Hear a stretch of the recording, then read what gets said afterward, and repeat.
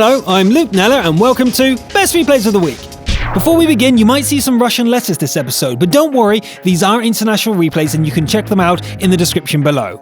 In this episode we have a steel wall with the mighty mouse, a Top Gun granting mercy kills, and a defender coming down to the wire. Let's roll!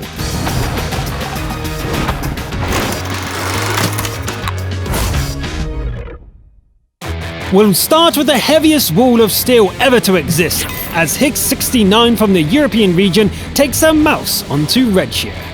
Hick heads east, stopping to pose for pictures next to another mouse. It looks like a sizable enemy force up ahead. Better take cover. Our steel wall starts softening them up, but they destroy all friendly tanks quicker.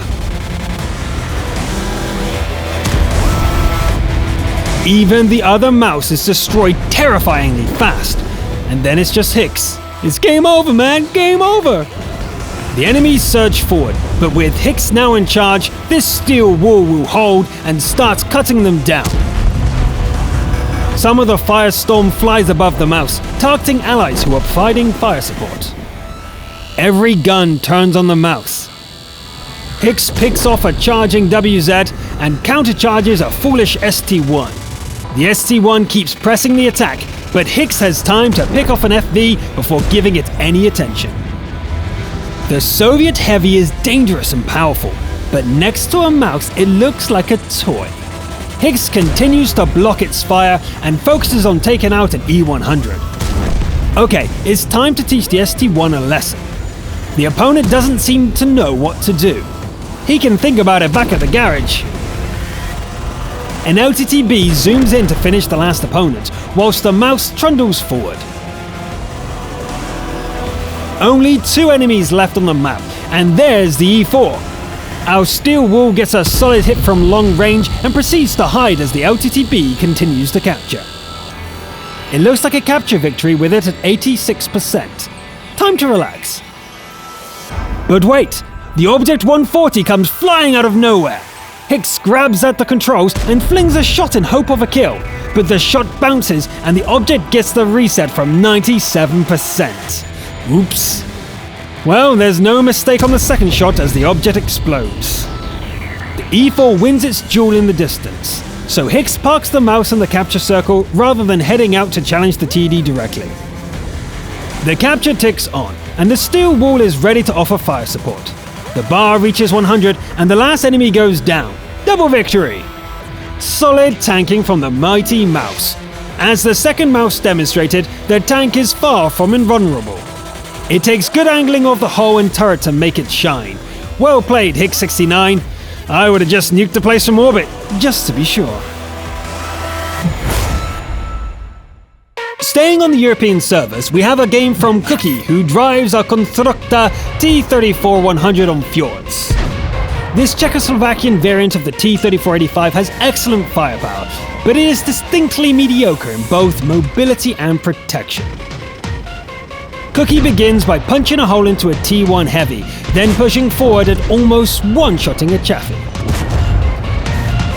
The T-34-100 takes the vanguard position, weakening enemies and letting others finish them off.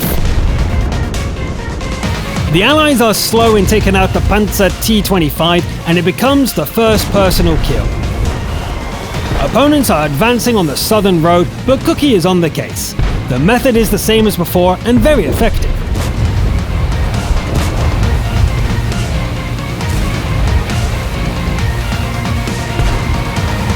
Dueling with the T-25-2 goes poorly.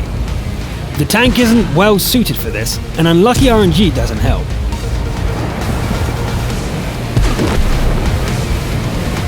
The VK is a good target, but there's no way to stop it from getting away.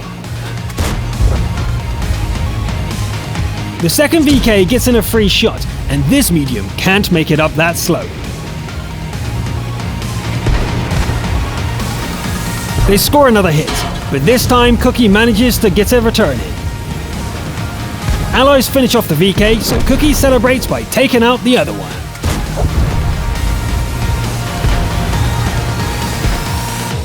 The Tiger P takes out an ally, and as Cookie goes for it, it attacks and kills the last one as well. A Confederate isn't usually called upon to carry the game, but now everything depends on Cookie. Amusingly, the Tiger has gotten itself stuck killing the last ally. After the easy kill, they only have 2. The remaining opponents are bottom tier, but they are both quite dangerous. The KV Sport comes into view. Cookie fires and misses, and the enemy's return shot takes out a track. Our Confederate hides the tank's vulnerable hull behind our smoking Hulk, and starts working on the opposing heavy. The KV retreats and Cookie gives chase. Mind you, the tank is almost out of ammo, with just a single HE round left after the kill. Yikes, that was way too close. This tank wouldn't have survived a direct hit. Cookie has a good idea about the SPG's location. It must be ready for a shotgun attempt, but the Confederate beats it to the punch. GG. That turned into a rarely seen Confederate carry. Besides finishing the game alone, Cookie dished out almost as much damage as the rest of the team combined, hitting practically every opponent. The following Top Gun game comes from the Asian region, where Nico Miku heads over to Redshire to break some heads. Righty-ho. The tool of destruction is a T-44-100R, which lands in the middle tier. Miku looks around for a while before picking out a T-49. It takes a while to finish, but a second kill follows almost immediately. Trading shots with the distant Panther results in engine damage. Did the shot even hit? Okay, looks like it did. And soon the German kitty becomes kill number 3. A Tiger scratches the track and gets Nico Miku's attention. A hail of shells tears it apart, with our Top Gun claiming the kill. A running battle with an AMX 1390 ends in a ram, worthy of an action movie.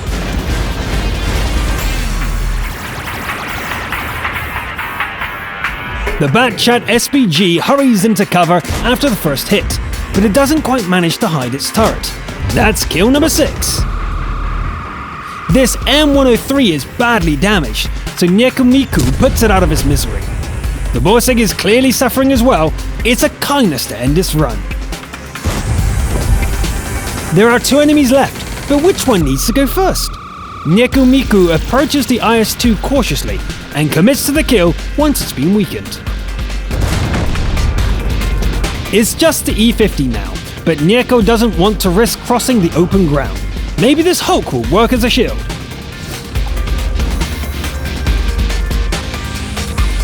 Hey, it works! The opponent never gets to fire another shot, as Nico Miku and an SPG's weapons sing it to death. 10 kills. Interesting stats, as 4,400 is very low damage for 10 kills. Cautiously finishing off wounded opponents is appropriate for Nico Miku, of course, as cats are experts in hunting without getting hurt. Upwards and onwards, our brothers in arms hail from the American region, and they'll take on the opposition at Pilsen. Suspicious Pineapple has brought an Object 430, while Super Scrubs drives an Object 907. Don't you just love these descriptive player names? The platoon heads east, then pushes south side by side. A Scorpion G is encountered and quickly dealt with.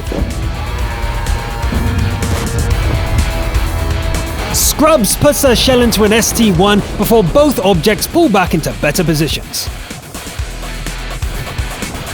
The solid frontal armor of the 430 serves Pineapple well, as the platoon focuses down a T-28. Pineapple leaves Scrubs holding the fort and moves to support the battle raging near the base. And here we get a good look at how impressive the Russian medium tank's rate of fire is.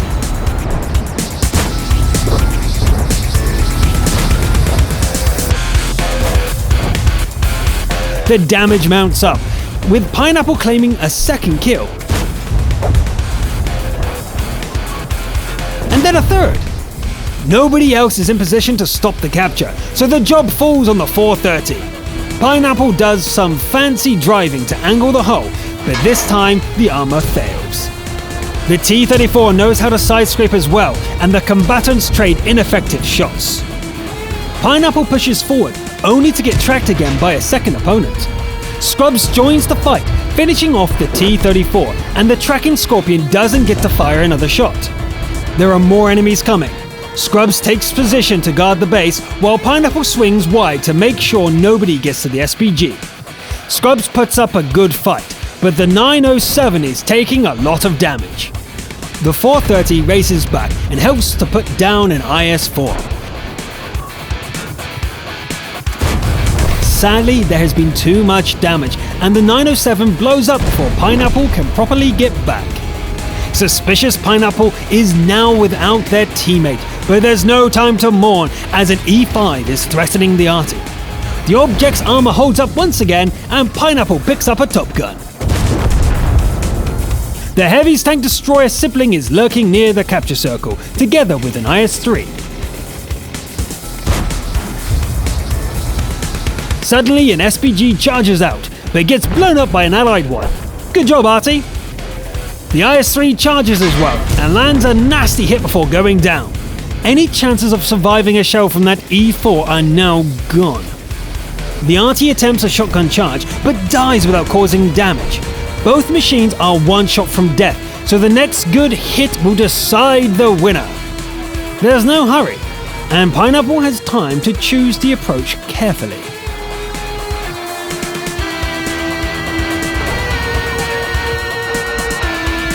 The opponent keeps moving, and it makes the first heat round miss. Pineapple's position is revealed, but the second shot ends the game before the E4 has time to return fire. Nice work, you two. Splitting up may have been a mistake, but then perfect games can be boring to watch. We got some solo heroics out of it as well. And now let's move back to the EU servers for our Defender finale. Emilius Dracula joins the battle for Himmelsdorf in a Soviet T-10 heavy tank. It's more of a super medium than a true heavy, and there are a lot of tier 10 opponents out there. Dracula makes use of the tank's mobility and sprints towards the banana. It's crucially important to keep control of this alley. A few good shots are enough to discourage the tier 10 heavies from entering. Allies turn up and Dracula pulls back from the front line.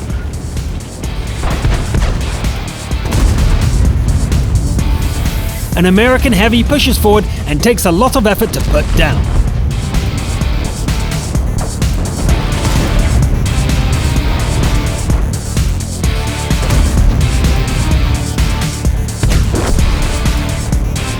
There's still an E100 here, but having a couple of hardy allies make it easy to deal with.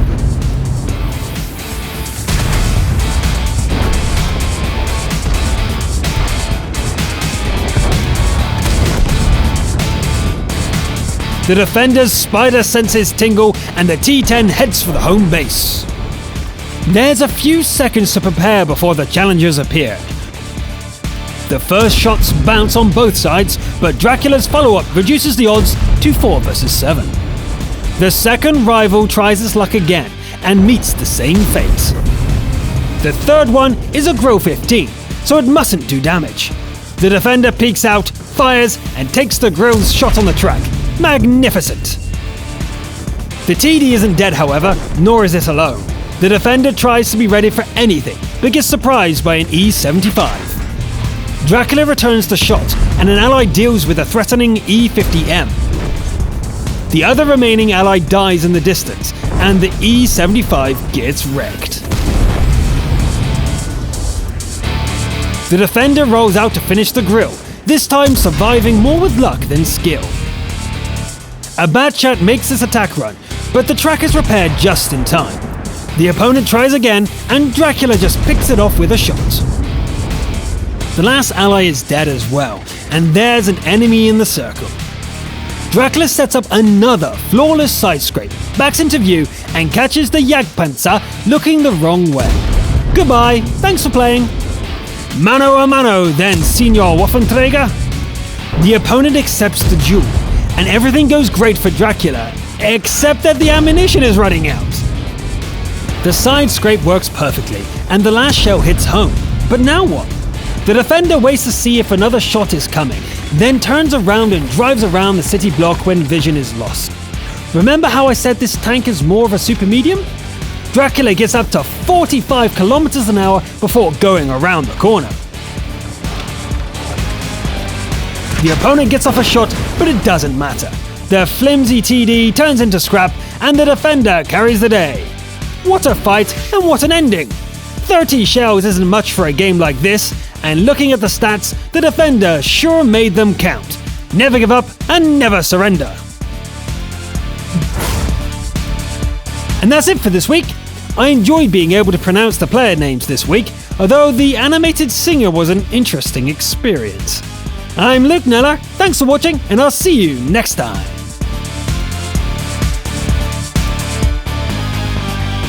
A Tiger P takes out an ally, and a Tiger Cookie goes for it.